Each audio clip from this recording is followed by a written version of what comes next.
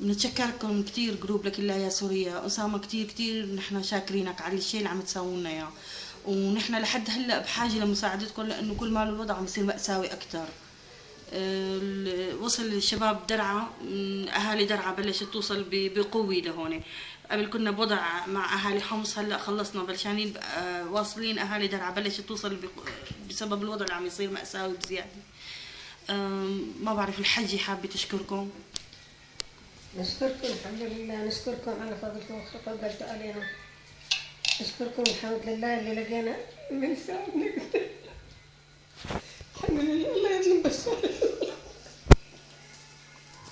اللهم الله شكر اللي لقينا الإسلام قدامنا لسه تسندنا على شيء أكثر من شيء 60-70 نفر هنا قاعدين بشكر. اللهم الله من شكرهم.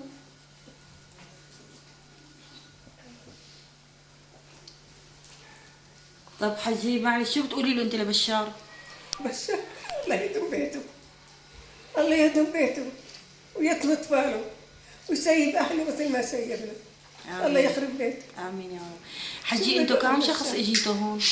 شو كم شهر؟ نسيت 5-6 ايام. 5-6 ايام. ما فيش عليه اقل من 7-8 اشخاص. طيب واجيتوا كلكم تهريب من عشيك؟ كل التهريب من عشيك. معكم اصابات كثيره؟ كثير معنا اصابات وكثير صار على اطلاق نار كثير صار. في عالم استشهدت عندكم من العيله؟ يعني شيء اصابات وشيء استشهاد. كله. يعطيك العافيه. شكرا كثير.